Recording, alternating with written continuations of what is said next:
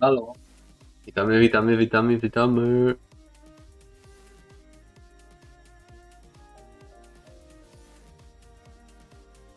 Wszędzie startuje.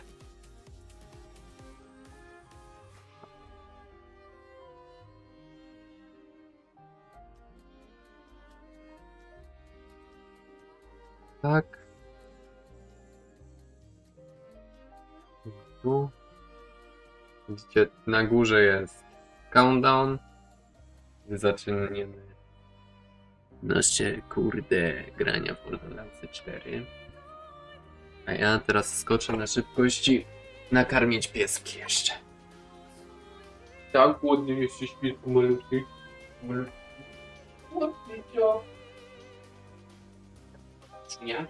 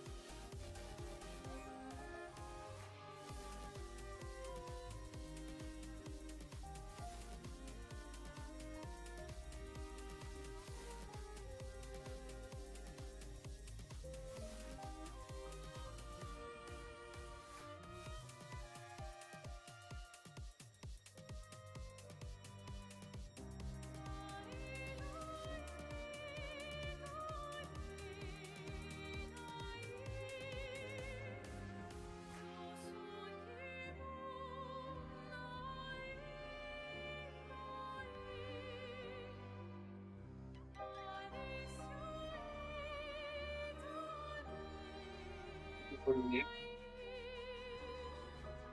Bardzo. Te nakarmione dziewczynie przypomniałem, żeby wzięła proszki, bo się rozforowała. Kurde.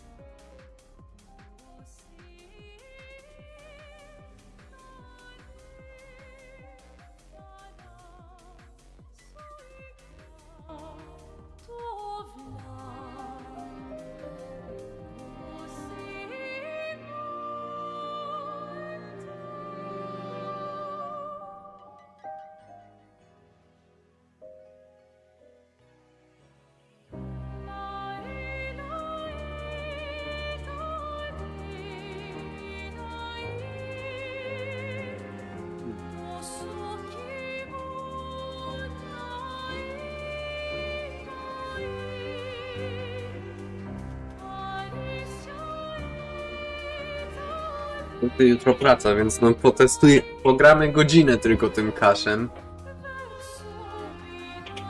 Może troszeczkę dłużej. No bo niestety no praca, no.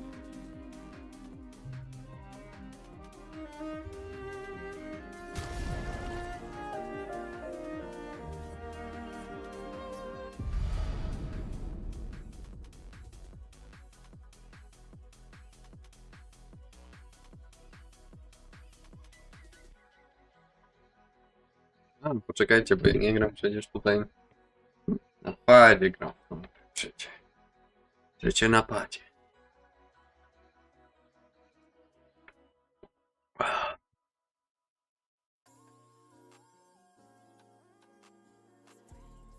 Przecie ja na padzie gram. Już tylko 2 godziny.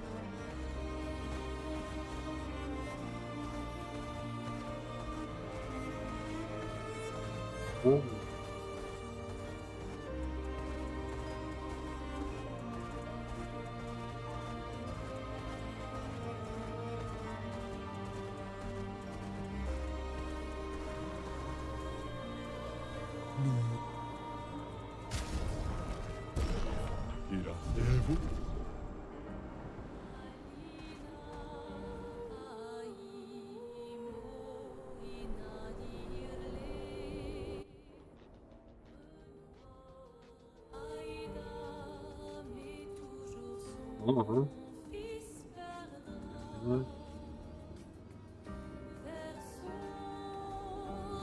Nie pomyślałem, że białych napisów nie będzie wszędzie widzieć.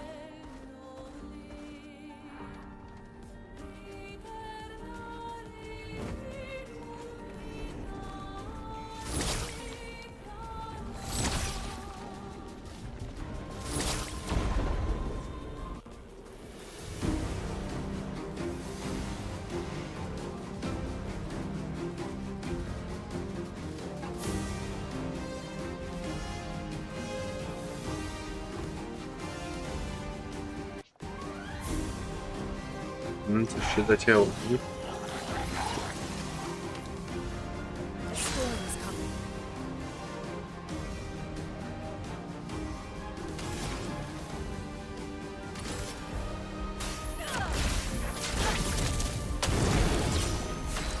To jest oczywista.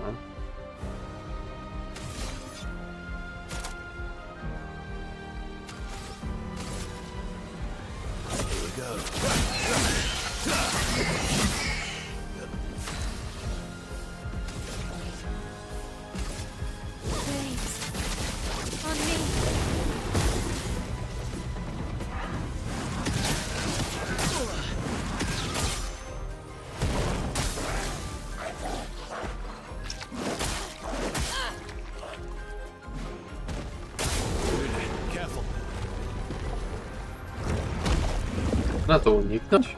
Tak swoją drogą. I think I'll improvise.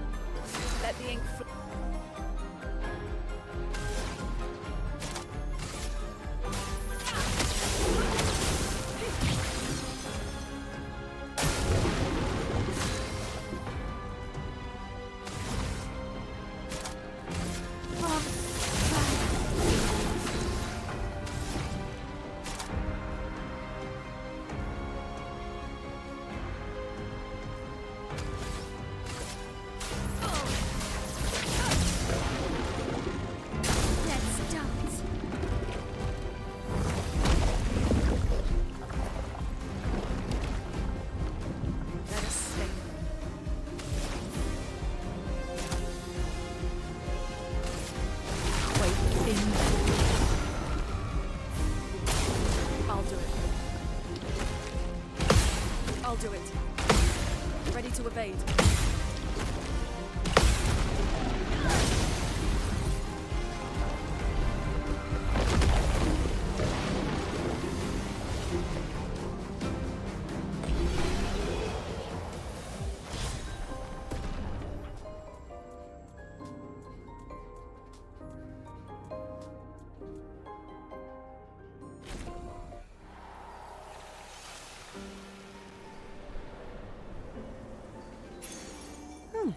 Lovely.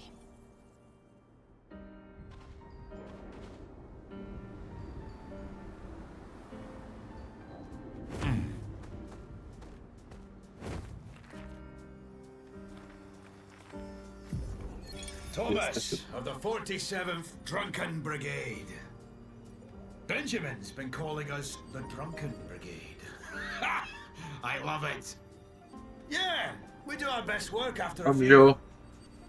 The trick is finding that perfect point where your nerves have calmed enough that your mind and body are one, but not so calm that your reactions are dulled. Some of the lads haven't quite managed riding that edge. But I remain in full control of my body and thoughts. Oh, sounds like someone spotted another Nevron. Better fuel up for our next dance. For Lumiere!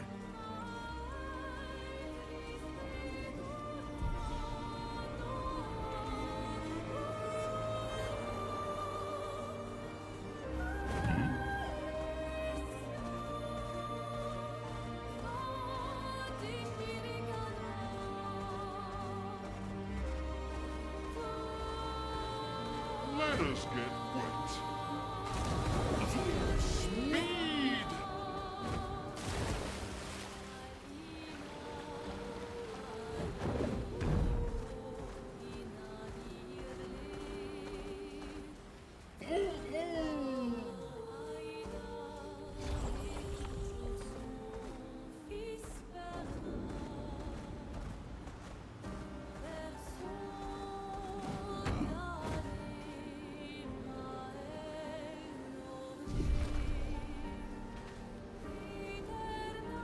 Co jest to bestyja? Bestyja tu jest.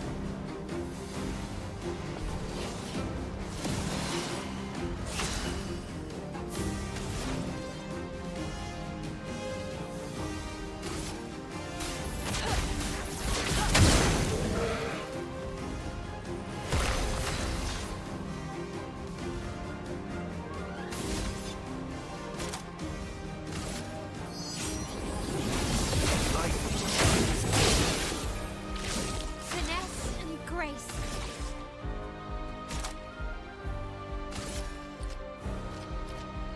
From fire. Please survive. Jezu, ale on szybko...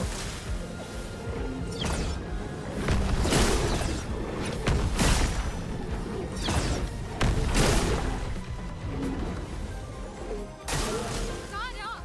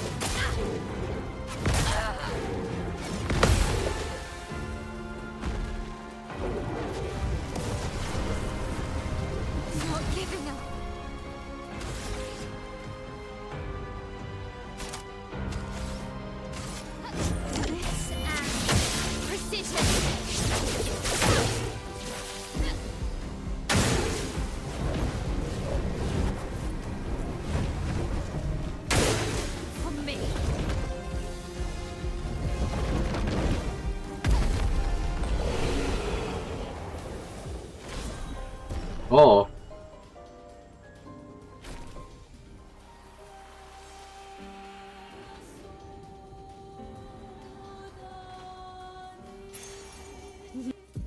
Nice.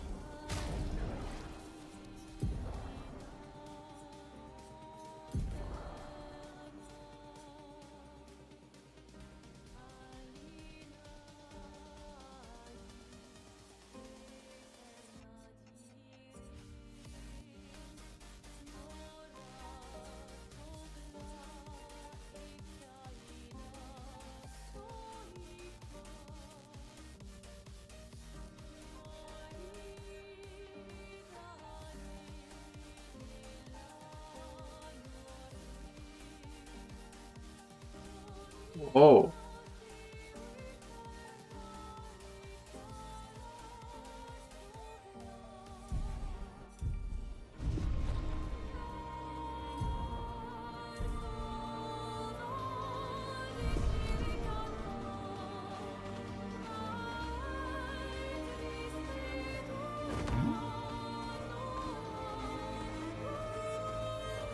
Let us get wet. Wyglądasz. Hula wheeler.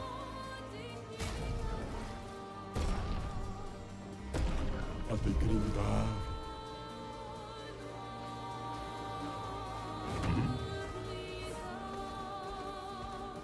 Time for a swim.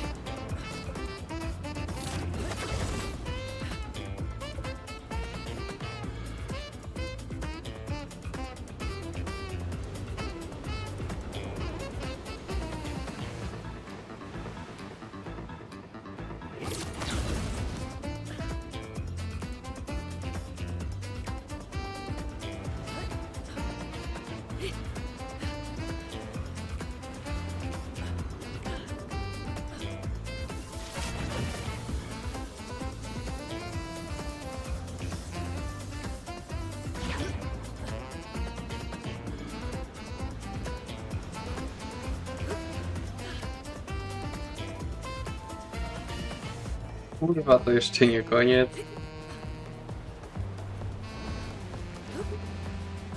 O.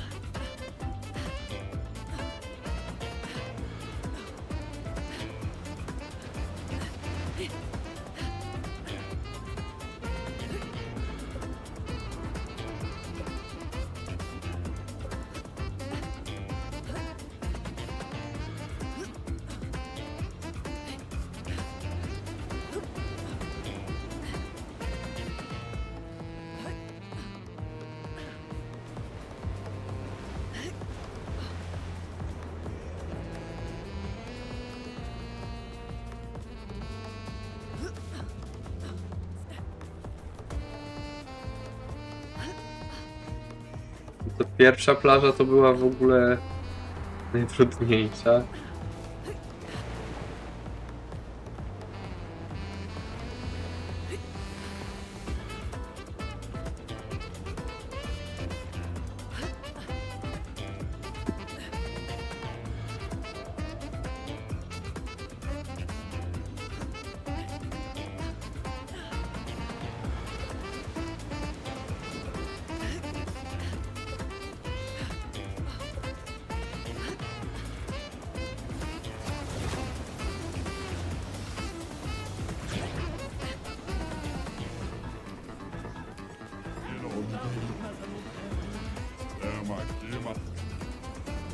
Oula, franchement, on avait...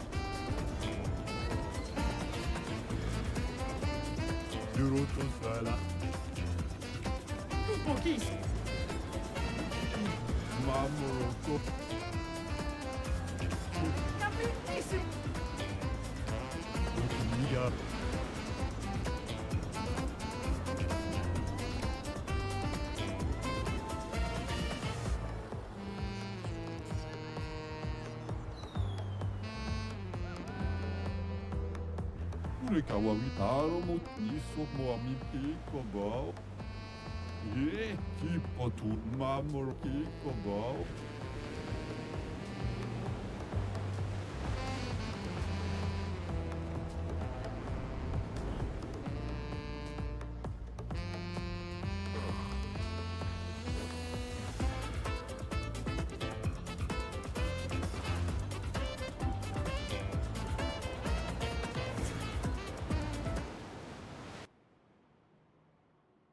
No kurde.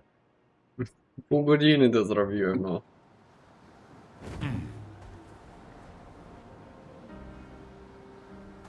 Swimsuit on.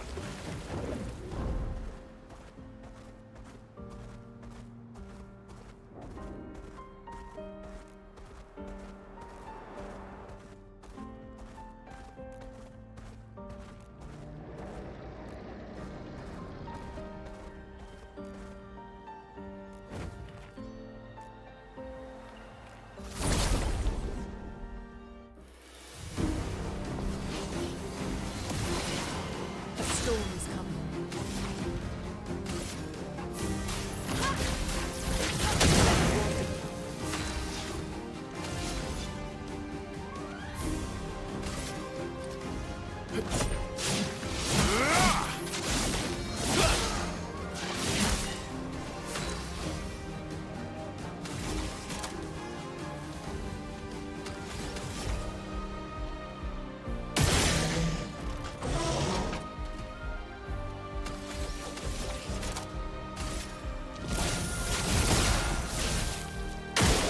Careful, my owl.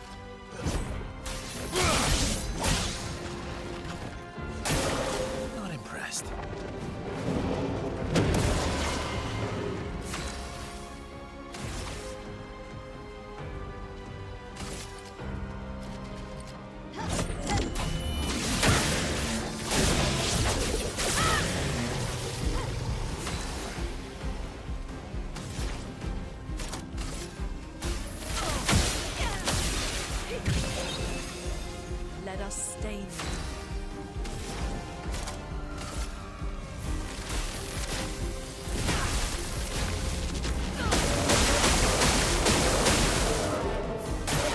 Lune, careful!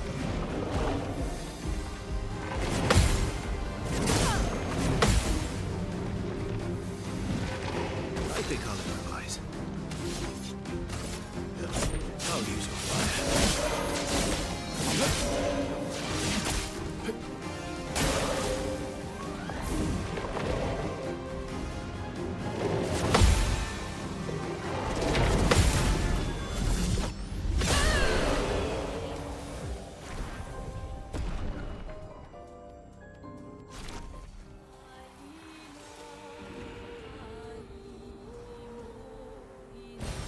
Peaceful.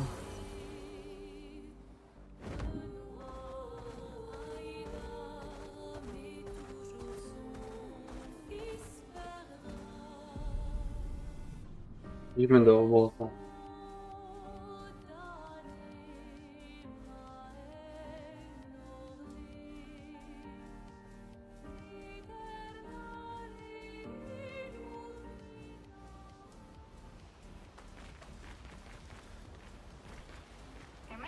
What present? Oh, I got, but I didn't see a.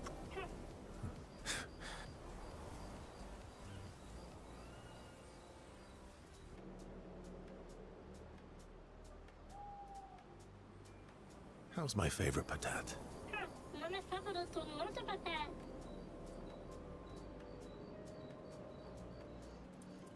Oh, because you've taken a real So tell me. I don't believe. And you know there are more lost Gestrels out there. Meh.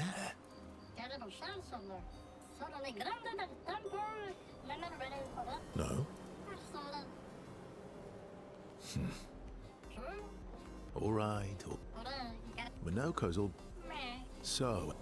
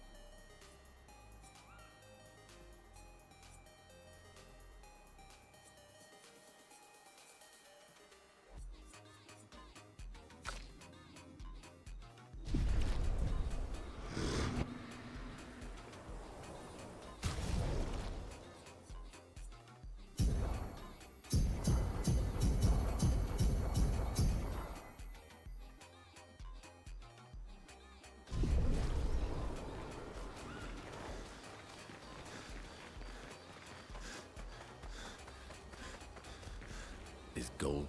What do you think? Well, Golgra helped Noko start his merchant shop. Yeah, but defying Golgra wasn't Noko's idea, was it? Noko would have done the same for me. Noko would have got Golgra on his side first. Bah! It's been 10 years. Golgra needs to get over it.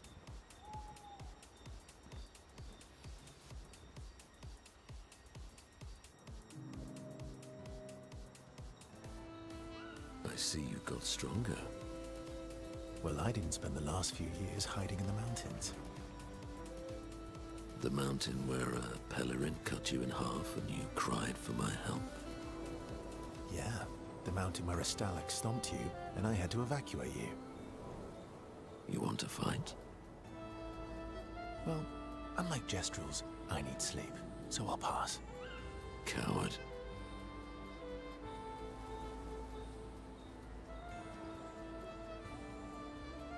Have you seen how weak you are now? I'd beat you blindfolded.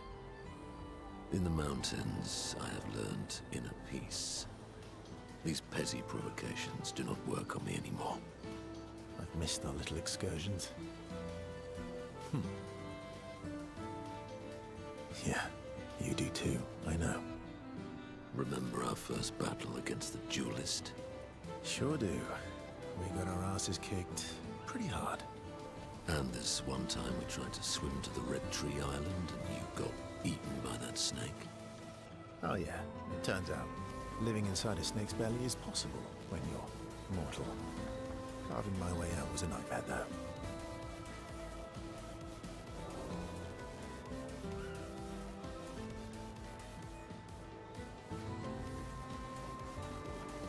Remember that time when you challenged Esquier to a duel? Well, someone conveniently forgot to mention that Esquier is the most powerful creature in the world. Good times. Oh, and remember when...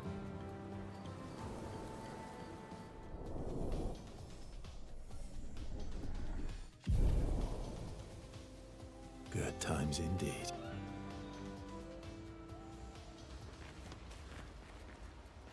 The Grandis is so gentle. Who's going to protect them while Monoko's gone? They can take care of themselves. Really? They've got their bells. Don't worry. What do the bells do? Ringing the bells makes the Nevrons flee. Although, it only works on Nevrons with ears, so not every Nevron. Well, now I'm worried. Yeah.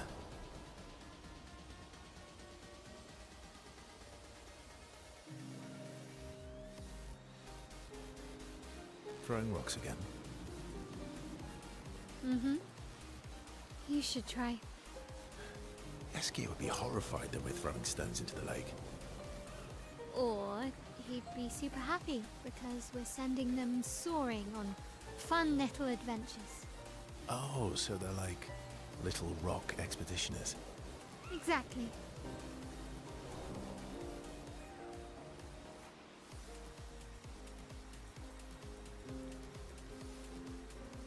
Would that make you Lumiere then? Yeah, I guess so. I'm launching them on their journey and watching them from afar.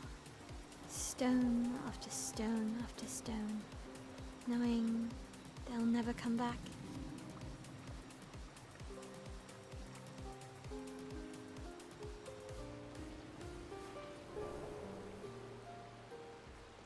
Poetic, but kind of depressing for a 16-year-old. Well, reality's depressing.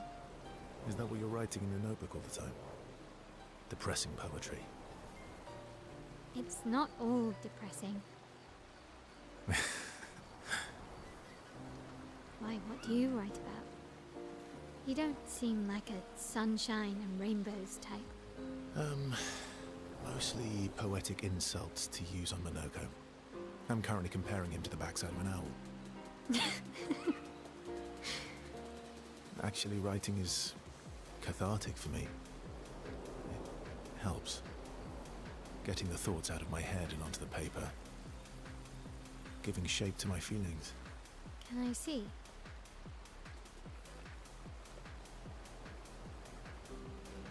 Do I get to read yours? Mine's kind of personal. Well, so is mine.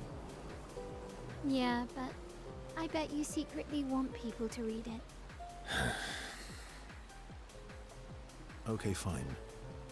I'll let you read mine, if I get to read yours.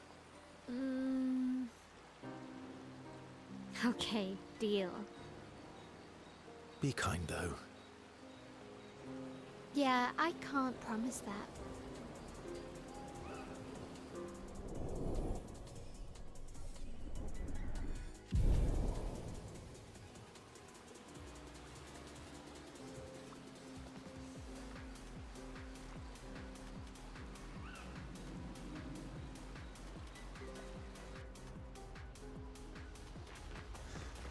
feet. Don't worry. He's not interested in human feet. And the bell? Łukasz jebany. A gift from the Grandis. Amazing. I wonder if we... I'll stick to my swords. I'm not too keen on turning into a Nevron. Czekajcie, mam tutaj... Can we selectively use Nevron abilities in battle? Okay, you seem busy. I'll come back later. O!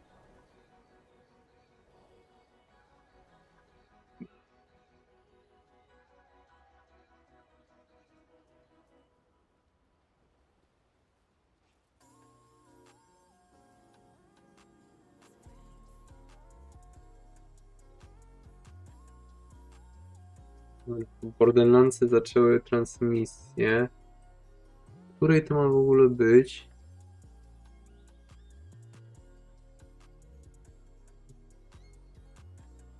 Mniej więcej teraz? Wiem, że o 21 ma być u nas ten dodatek.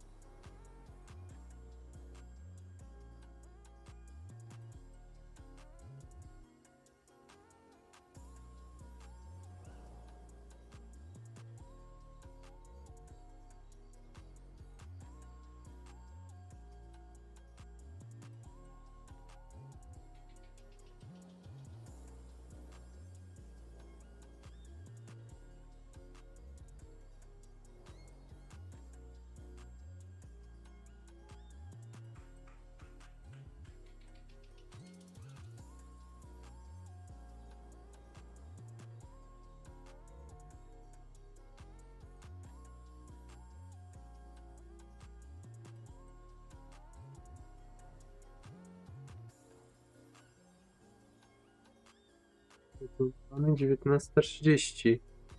No to jest 19:30, dobra. Dobra, poczekajcie. Tak.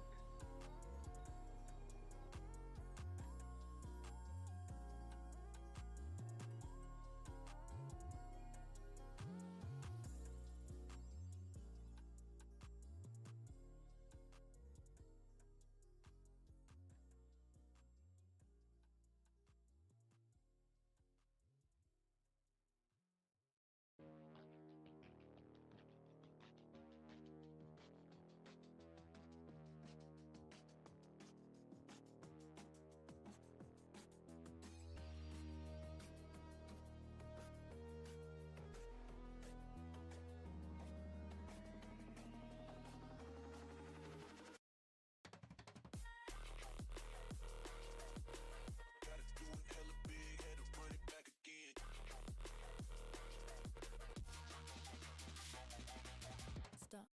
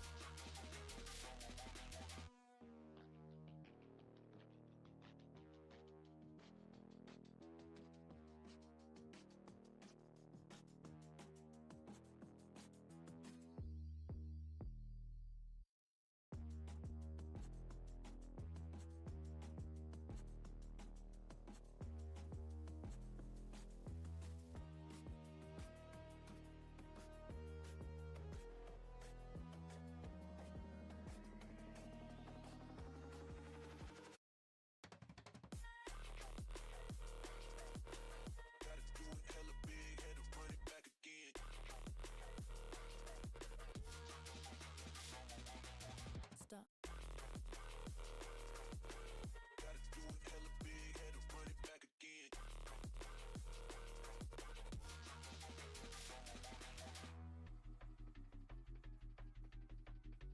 Inviting people to parties that nobody wants to come to. He's rapping again.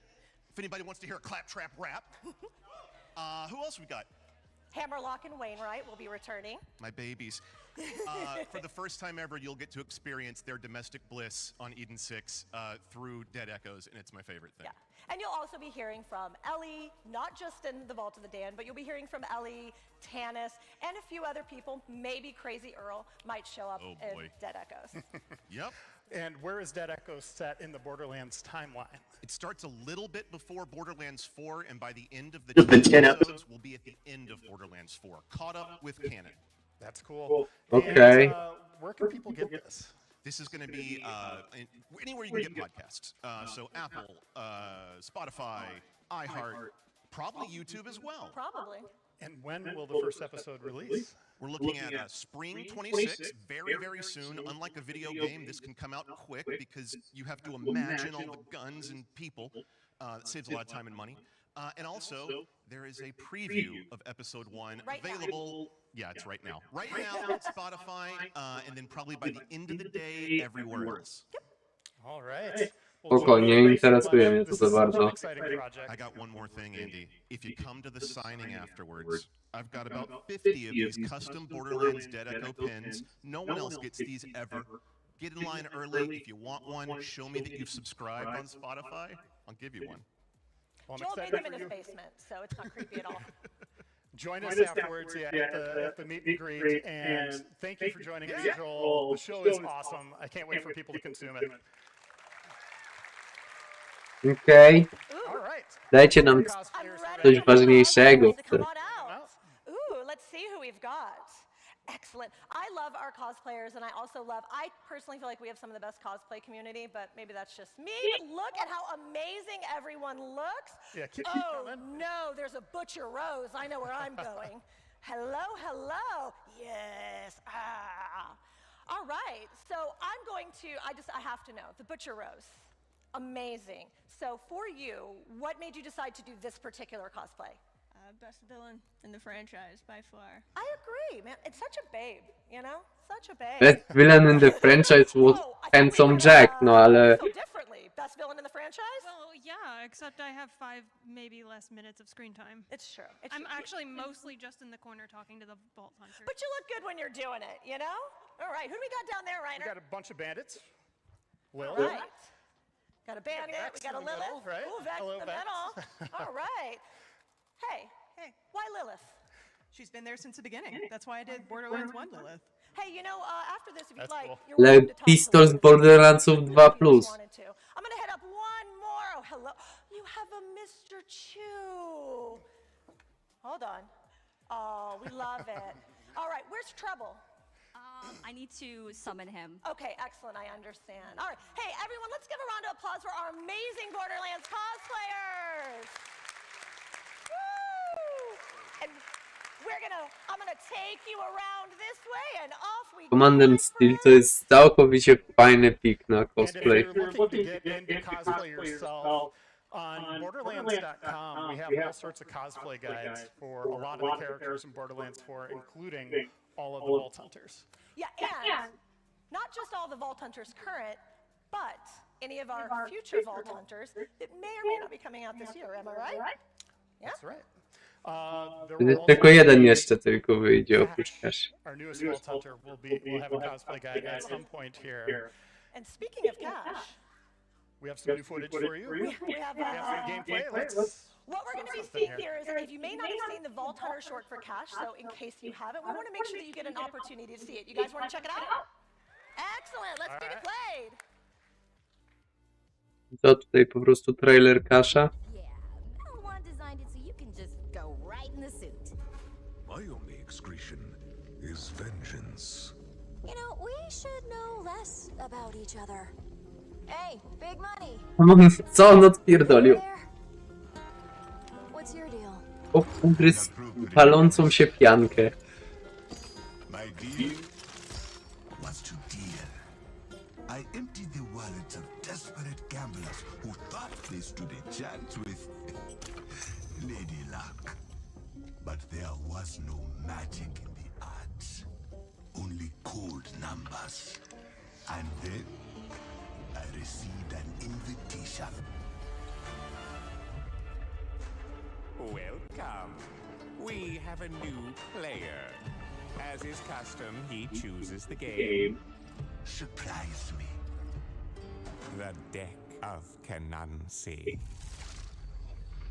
Serving as both game and prize. To your satisfaction. Let us play. There was magic in the art again.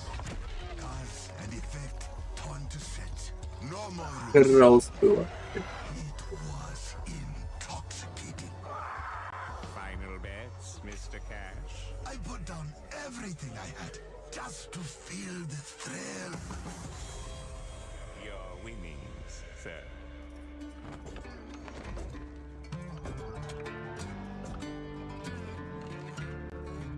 High roller, eh?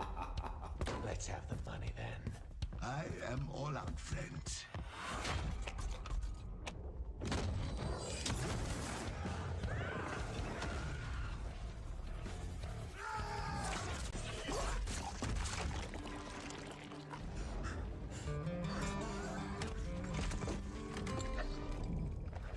Try your luck.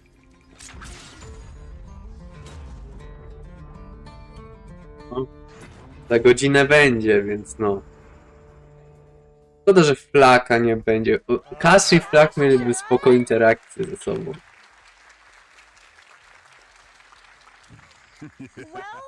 Well, looks like we have a new Vault Hunter on stage. Cash, is there anything you'd like to say to our community here at PAX? Well, Mancubus said that they would be a good audience, but they are not loud enough for me.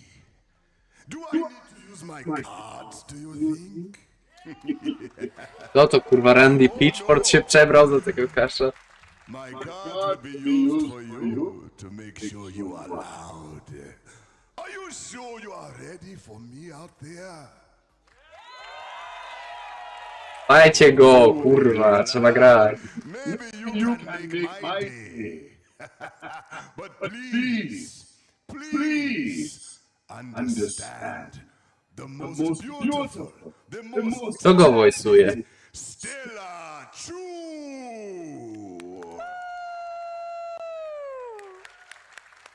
And let me introduce myself to you. I am Cash. Many of you may know me though as John Eric Bentley. Okej. Hello. Welcome, Stella. Welcome, John, Eric. Jakiś tam. We got it. We're getting there. Excellent. Thank y'all so much for being on stage with us today. This is amazing, right? Hold on. I'm holding. John, Do you not see this? Eric. Just step out, please, so they can actually see. Do you not see all of this glory? This is all custom. Yeah. Amazing. Come on, Stella. Do your thing. That's what I'm talking about. Yeah. All right. Stella, careful with those cards. I don't like how loosely you're holding. We don't know what happens when those cards hit the ground. So we've got a handful of these photos behind you, but Stella, this is incredible work. Tell us roughly how long did it take you and your team to work on this? 2 weeks, and yeah, my team is incredible. Wow. We were in my warehouse every day for like 12 hours working on this to get it done, and I'm so grateful for everyone who's on it. What was the most challenging part to make? You're like all of it, April. Why would you ask? Even the feathers are custom. Literally. Look at that. I can't remember. It was a pipe. It was like a weird fever dream. Like, at this point, I don't even. We were just like gluing and drawing as fast as we possibly could. It's everything. It's incredible. Thank you so much for being on stage today. I think for me, this is the first time I've ever got to see the voice actor and a cosplayer on stage together. So pretty memorable. This is cool. You are Cash. This is so really good. You are Cash. You're the voice of Cash. When did you do the recording for this? We've been working for a long time. Okay. It's a lot of recording. How many times do you think you were in the booth for this? I couldn't tell you, but I'll never forget the one when we had to go in for one day and do back-to-back recordings with an hour break in between. Oh, They're boy. 4-hour sessions. So, but we needed to make sure we got that timeline so that we can present for PAX East for you all. Yeah. We wanted you to be able to have this experience. So, whenever in narrative we're preparing to have a Vault Hunter come in and record, it's a really big deal. So when we start off with the actors, they have to start off with combat dialogue, and that is usually thousands of lines of dialogue. So we started you in a booth doing all sorts of combat dialogue, including, being frozen, being electrocuted, being drowned, being put on fire. You gotta run from different heights. Being There's drunk? a lot of screaming. How do you approach being drowned? Can we hear that? As Cash? Yeah. It's kind of like one of the easiest ones. That's not as loud. It's the other ones that get Cash is such a unique Vault Hunter. How did you approach, his backstory, his motivations? Well, his backstory is really incredible. I know you guys got to get a glimpse of, where he started. Actually, he worked at a casino, and he was the dealer at the casino. And so his mindset for chance, he's about life. That's his breath. That's what he does. But I wanted to make sure that I got the accent right. So I just wanted to make sure that we gave everything we could with the character. Because if you look at Cash, you would think, oh, he's probably like, think he sounds like Clint Eastwood or Outlaw, or and it's like, no. We're going on a whole different route. Y'all know how it is, Borderlands. Borderlands goes a whole different direction. It's like way over the top. So I wanted to make sure that we grounded him, but that he had the voice of a badass. And I personally think that once you guys get a hold of seeing what this character is like, you'll see how many weapons he has. Yeah, speaking of different direction, obviously he has two guns, that's very Borderlands. But his other action skills are throwing out dice to create totems, and then the cards. Tell us about this deck that he wields. The Kanatsi cards. As you saw, he got them from Moncubus when he was at the table. Those cards wield a power that can do many powers. As he wills them. And as you can see, he can throw them, he can manipulate them out of the air, he can use them to destroy, and he can use them to, I'd say, protect himself.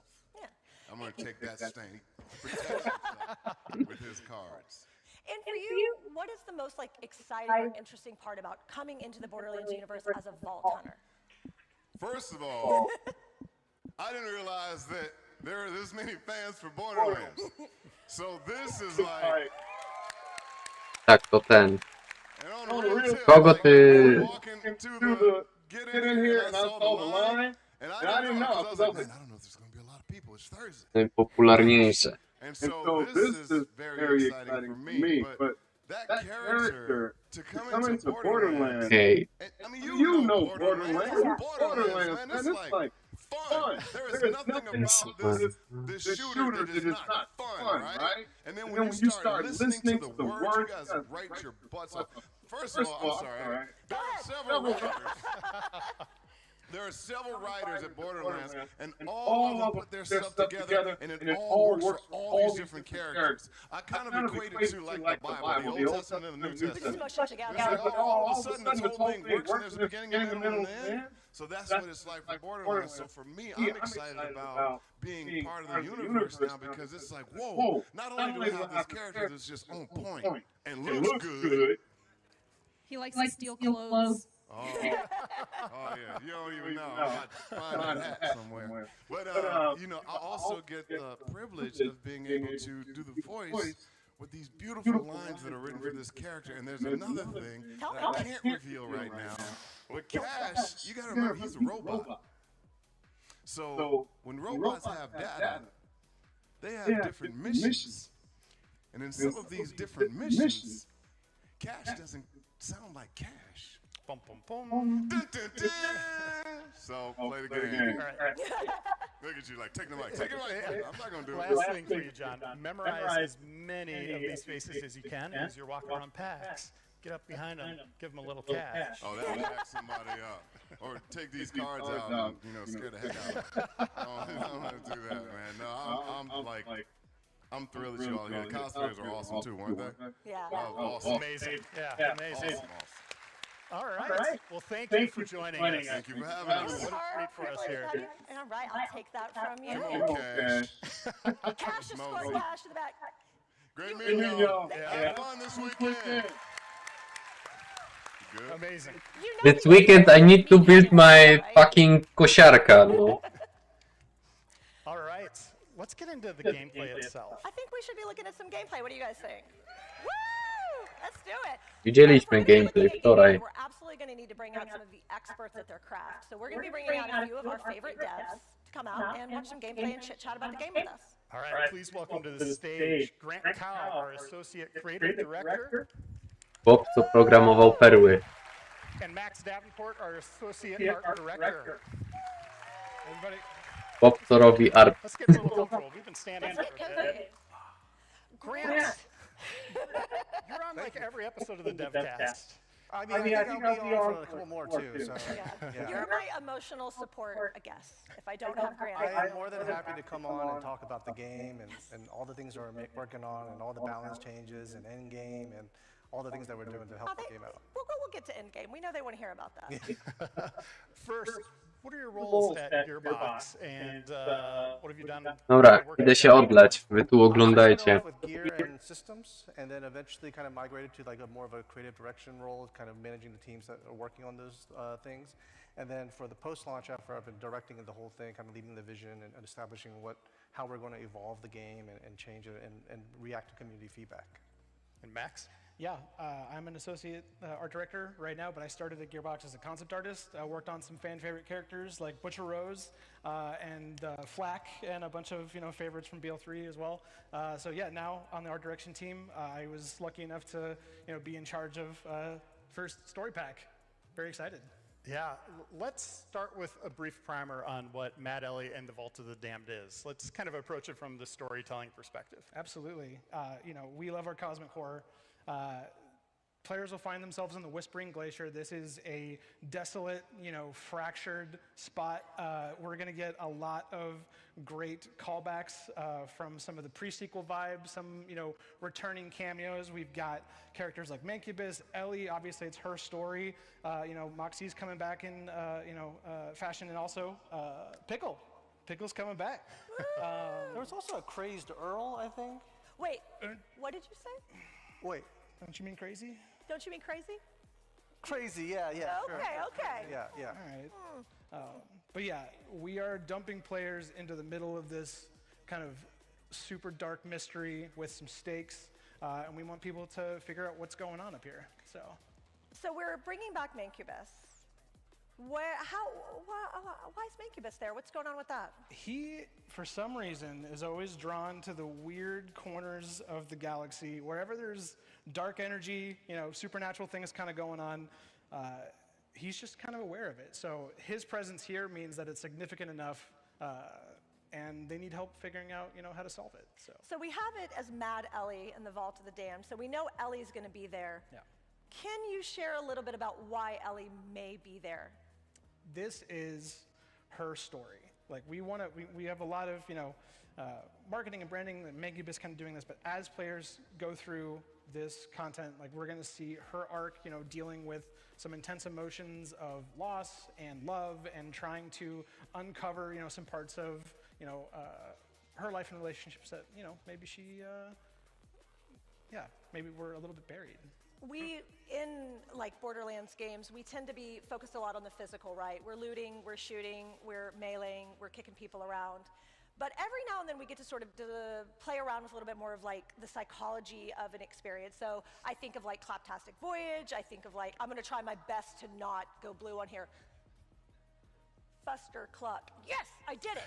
Yes, I was worried about that. So in Mad Ellie, we're gonna have a little bit more of that sort of like horror psychological experience. So like, can you give us a little bit more about that?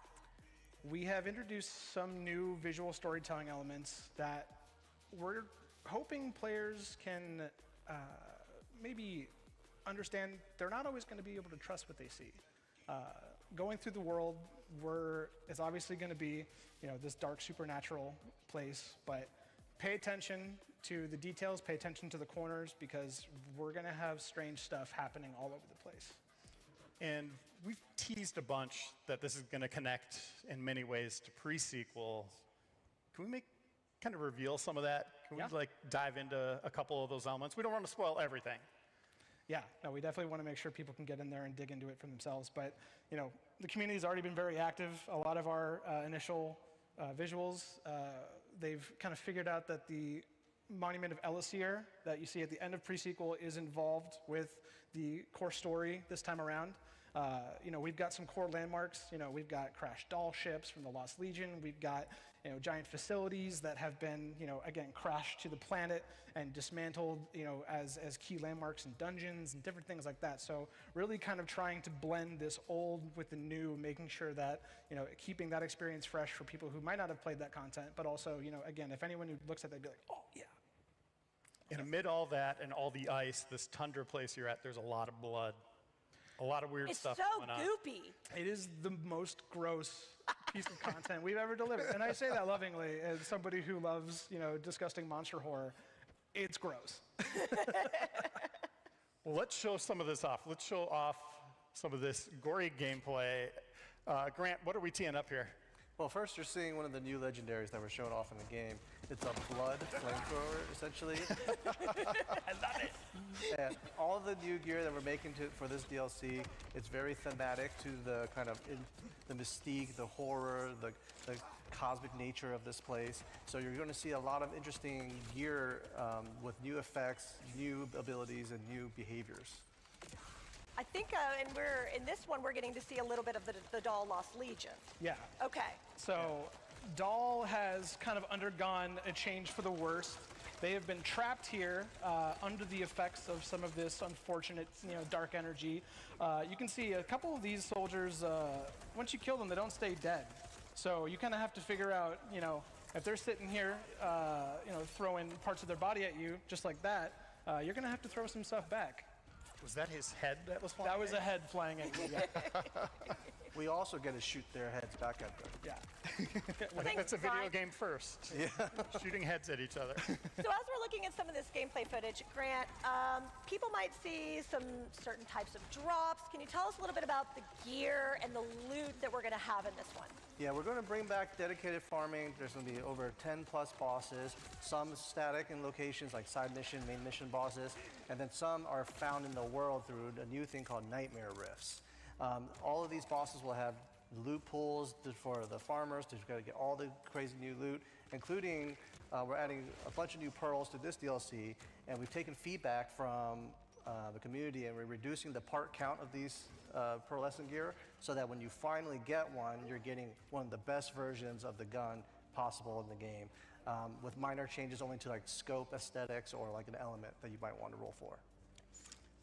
And Max, we just saw something that looked like an egg or some kind of weird brain in a ball that was thrown at a blood clot that you then grappled. What is that all about? Yeah, so in our new zone, again, this is, you know, kind of separated from the rest of Kairos. We wanted to have reasons for players to, you know, follow the main linear path, but we have a bunch of secret places, you know, side areas, things that are cordoned off that you need to unlock with these simple puzzles. You know, we've got a lot of interactive world elements, trying to make sure that, you know, the verticality in this space makes sense, make sure that it's paced well for the initial run through, and then after you're going through and you're doing all these extra, you know, missions, additional content, that, you know, it's going to be the same formula that you've got from the main game, but, you know, with that added disgusting flair that I'm privy to. And those blood clots, you're going to see those early in the game, but you won't be able to interact with them right away. Like, so it'll give you reason to go back through previously explored zones. Yep. Early in the main story missions, you'll see those, and you'll figure out what they are and what they do, and how to get through them. Yeah. So I'm loving seeing all the cache gameplay, and like for us in narrative, whenever we think about the Vault Hunters, we think of them as an entire unit. One of the things I really loved about Borderlands 4 is like we finally got to see the Vault Hunters like talk to each other as like an actual group.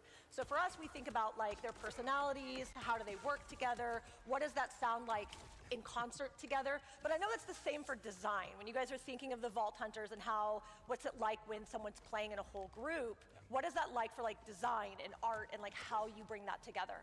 Well, first we kind of want to make sure we stay respective of the theme of the story pack, which is that kind of mystery, that kind of intrigue, and that's why Cash the Rogue fits really well with this. And Cash is sort of a blend of chaos and randomness and like typical Borderlands fashion.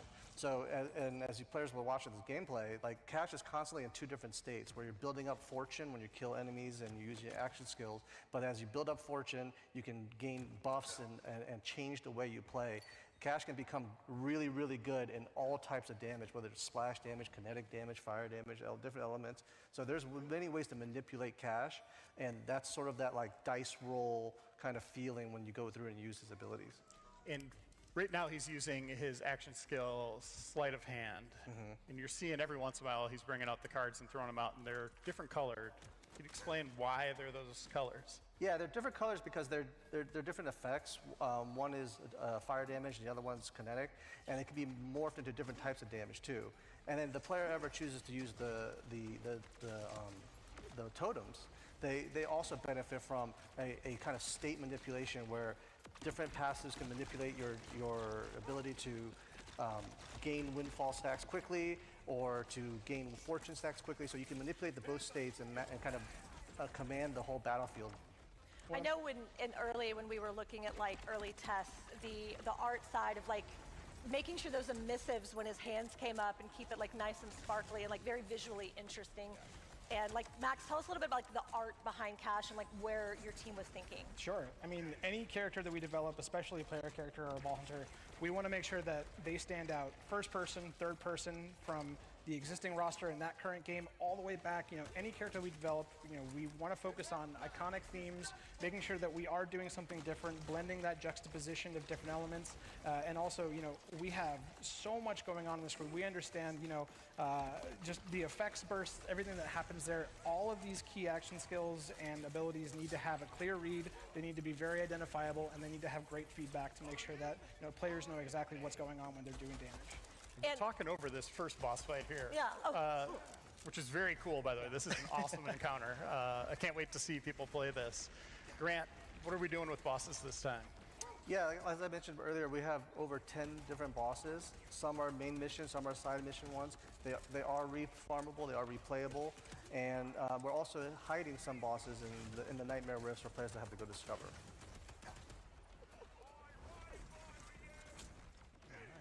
So I'm just very distracted by this gameplay, guys. I'm like, where's the blood gun? Let's bring it back. Well, I think we got the head rocket launcher right now. He's using that. Yeah. Max, this was like you were the art director on this DLC, so you were making a lot of these like visual decisions and the feel of it. What is like something like for you that you want to make sure people know about it, that you really want to share about like this amazing work that you and your team did?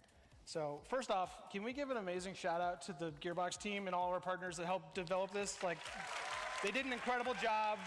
They worked so hard, so many late nights. You know, it was just a really thrilling experience. I know everybody's super proud of it. You know, coming in here, you know, again, I am a movie monster buff. I definitely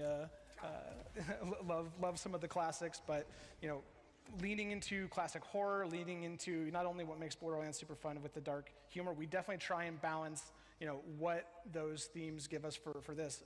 You know, I think that idea of mystery here, visually, we have whole areas that are separated off that you need to kind of find and explore. You know, we're talking about these cordoned off areas, but you know, we also introduced a little thing here. We have areas of underwater swimming now. So everybody thank Jeffcoat. Yeah. Everybody thank Josh Jeffcoat for underwater swimming. He was the creative director on this one. Swimming is more than just, you know, a general war mechanic. We have secrets hidden in little tide pools. There are whole areas that you can kind of circle back to. So, like I said, pay attention, get familiar with the map, figure out where you need to go, and then it might lead you somewhere fun. And that was just a small slice of gameplay. Again, it's coming out 4 p.m. 4 p.m. Eastern time right today. after this panel concludes. It'll be out in the wild for everybody to experience. Grant, your team is working on a ton of additional content, though, that's coming in the months ahead. Like, there's a lot on the way that we're playtesting and all that. Yeah. Tease some of that for us? Yeah, so while Max and his team were cooking on this story pack, we've been really working on the end game and trying to progress the kind of journey of the player through the whole game. As you saw with that video, players were gaining 10 levels in this DLC. The 10 levels are going to be for everybody, all Vault Hunters, once this DLC comes out. And then once that sort of shakes up with the meta a little bit, with everybody being able to put 10 more passive points in their skill tree, we're going to look at adjusting some of the things with first the kind of minion builds, the Vex's Trouble, Amon's Forge Axes. All of those builds are going to be kind of increased or adjusted to become more viable and more readily usable. And then content-wise, the next 2 drops are going to be free drops for the player. They're going to be the Raid 2, the second Invincible boss, and that's going to be a monster fight. The first Raid boss had like a platinum time of around a minute and a half. This one has a platinum time of closer to 4 minutes, which indicates how much depth that this boss fight has and how much we're asking the players to do. There's going to be no like falling to your death stuff, like we're taking all of that stuff out. It's going to be you versus the boss, and so it's a direct fight. With no like bullshit one-off death mechanics. And then immediately following that, we're releasing the takedown. Yes. And the takedown will have players going into an underwater facility. I can't say more, or I might get. We're live. You can. Yeah. Dan can't stop us, Grant. We're going to an underwater facility. We're finding some cool shit, and we're going to be introducing new ways to play. So stay tuned. Yeah, the scale of it, I was playtesting it the other day. The scale of it is really impressive. Yeah. It's really neat. Yeah, and like we've done with every single content, there's going to be new loot, there's going to be new ways to play the game. And in addition to just the content, the world of Kairos is changing. That's sort of been the theme of the first year, is really like the Order Knight is a strong element on Kairos, and it's really changing the world of Kairos. We introduced that with the Pearls and Bounty Pack 2, and now we sort of have this mystery and intrigue in the Whispering Glacier.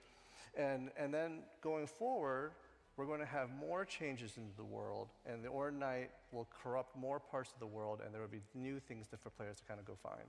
Go on. No. You know what? I think we can, April, what do you think? I think if we're going to make this a real devcast, we've got to ask some community questions. Yeah, let's do it. So, I'm not looking at hedgehog videos. I'm literally going, there's a nice man named Will behind the stage, and he is curating your questions. So we're going to see. Maybe I am just looking at hedgehog videos. Okay. Ooh. Let me see. Okay, let's go with this. Do you want to ask that one? Which one? Number 2? Number 2, yeah, you take number 2. Well, you ask it and we'll see That's which one. not a sentence. Oh my God, fine. Now, here we go. Can we expect any big surprises in DLC? So in our story pack, in our Vault of the Mad Alien Vault of the Damned, I feel like we've already told them enough. There's a I'm worried we're going to spoil it. You don't want spoilers, right? Come find me afterwards. Okay. Okay, will Cash have his own lines and reactions like every other character? Oh, I can take that one. He does. So whenever we bring in a new Vault Hunter, they are going to have the full depth and breadth of the experience. So if you were to I want to play Cash through everything, you can start the game, play Grasslands, play all that stuff, and have a new experience with Cash. His reactions will be different to the missions. You'll see maybe what his augur name might be. So there's a lot of different content there that you can hear with Cash. So yes. How many different possibilities does Cash have for each tree, and will you be adding more? So this is a good one. So Cash's tree has so many possibilities because Cash does not have a capstone in his skill trees. So he has a multitude of augments, and Cash has the ability to grow the amount of augments that the Cash can slot in.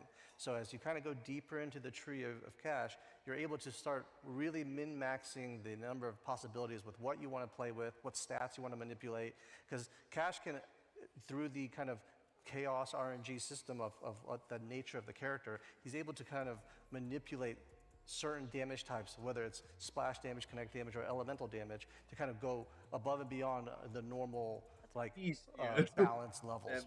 And that's sort of like a pro and a con of this character, because he can really go high into one or really low into another, and he can manipulate that with his state manipulation and his action skills.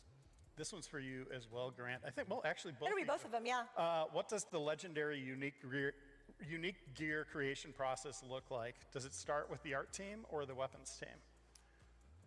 Well, for the very, very beginning, it starts with both. Like when we design a legendary piece of gear, we look at art for aesthetics, for What the core fantasy. yeah, the core fantasy, how they can provide some of that stuff.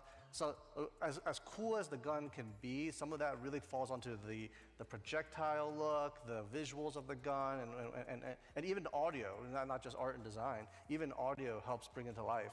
So it really starts there as a collaborative effort. And then it kind of goes into really the design of what we're trying to offer in terms of a player fantasy.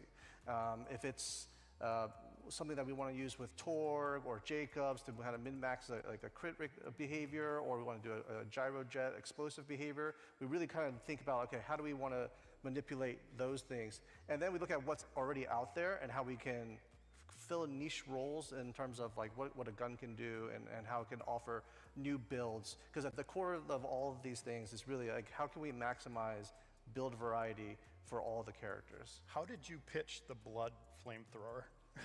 Or the blood thrower, I guess you should call I mean, that was probably the easiest legendary to pitch, considering all the things that, like, when you run through this new world, this new area, it is insane the amount of gore you will encounter. Like, it was the easiest thing. It was like, should we make a bloody gun? Yes. What should it do? It should gush blood. Yeah, I remember like Josh Jeffcoat, who was the creative director on this, and we've all been in tons of meetings with him. One of my favorite things, like a through line over the years of working with him, is every game we've made, there's a moment where he goes, "That's disgusting. I love it." Like every single time. So this one is like, you guys ramped up the gore, and like just the tearing off of the arms is so great. Yeah. I'm a normal person. This is. I'll give another one out too. We have one that's one of the coolest legendaries we've ever made, and it's very thematic to the kind of like spectral nature of things and the occult and all that. And it's a pistol where you're firing it, and it creates a copy of itself, like a ghost version of itself. So as you're moving and you're strafing, you're leaving behind these like clones of the pistol, and it's firing at everything you're looking at. So like as you're turning and you're reselecting targets, you're leaving behind these like spectral phantom pistols, and it could roll a Torg explosive. So like you're just shooting like tens of rockets in a single direction. I believe that makes the numbers go up. Yeah, it's one of, and you know, we've got like kind of like going back to the question, we have art and audio all kind of on this, so it really looks like you're summoning phantoms. Our audio team is, I'm sorry, like the best in the world. Like when you see the behind the scenes, like there's a grenade launcher thing, and when you see how they made that sound, it's shaking a spice rack. Yeah. It was the coolest thing I'd ever seen. They're incredible. Okay, what else we got? Does Ellie fight with you? Ooh. She does. You know, like we said before, this is her story. On that journey, she's joining you on main missions. She's oftentimes leaping into the fray before you even have time to think about it. She's got some awesome attacks. Just kind of getting in there and slamming opponents down into the dirt. It's awesome. It's great. I love Ellie so much. Let's see. Okay, we know the bosses are replayable. We've answered that one. Man, they really want to bother you about endgame, Grant. Like this is, they want to go so bad. Okay, fine. What else can you tell us about your plans for endgame? Well, I mean, so to reiterate what I was saying earlier, there's going to be 10 new levels. Your power is going to increase dramatically as you kind of min-max your character into the new builds.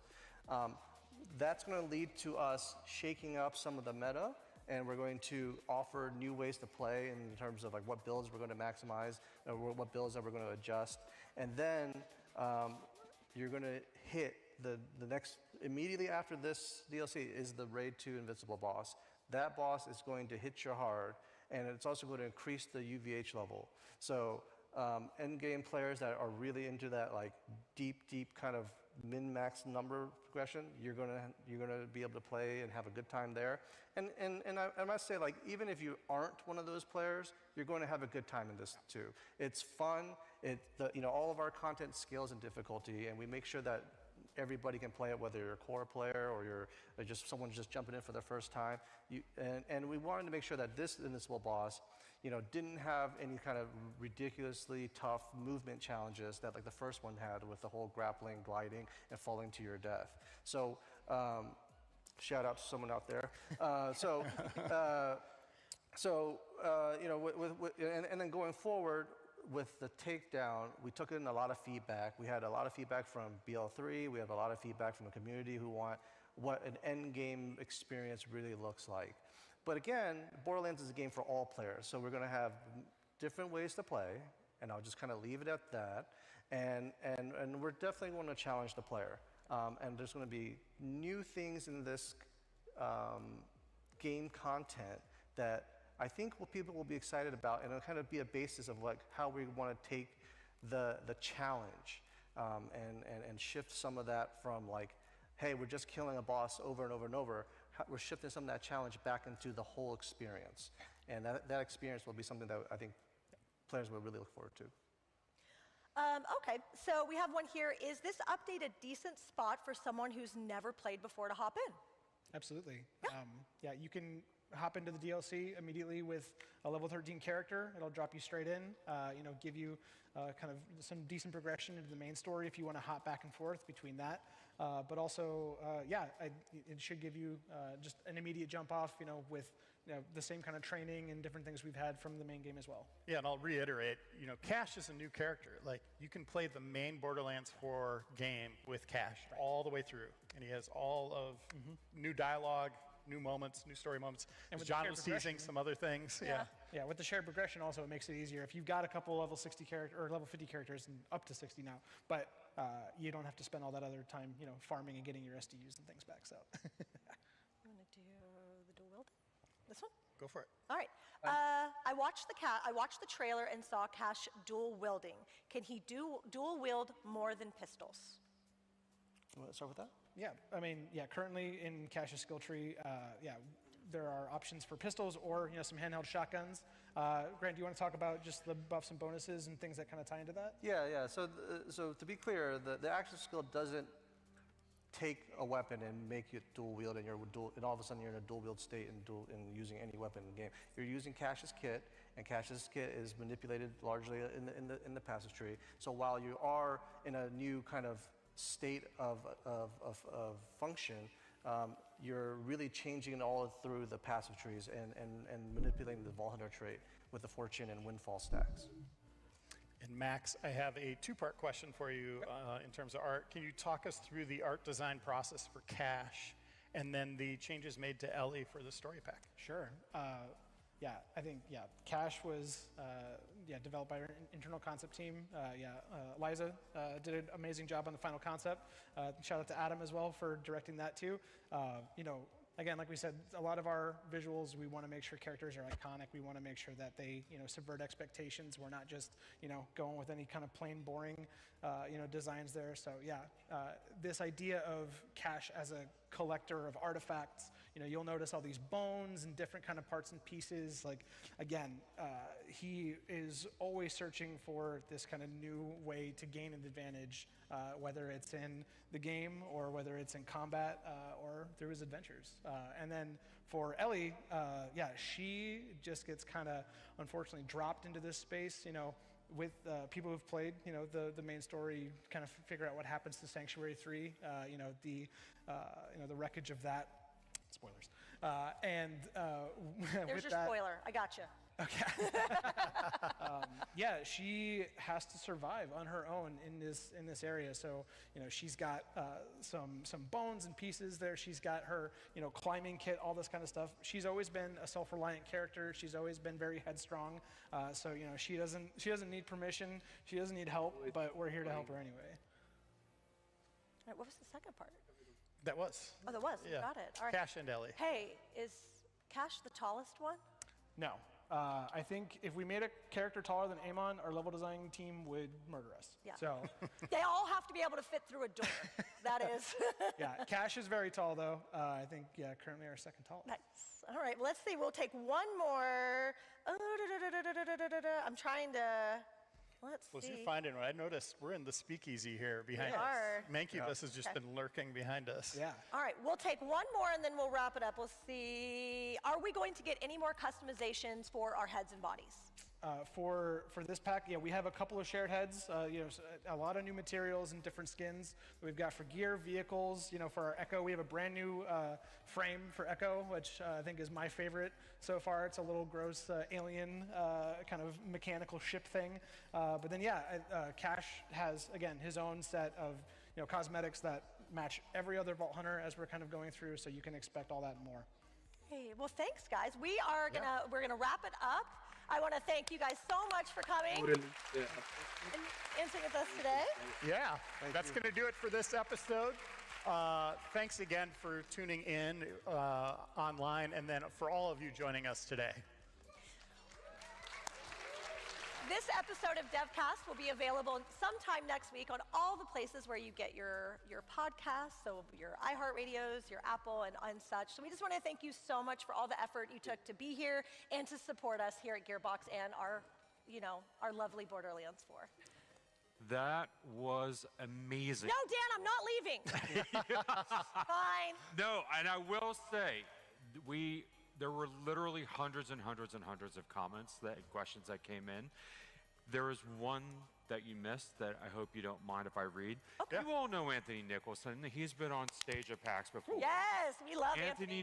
Nicholson is senior project producer at Gearbox on Borderlands 4, and he sent in the message.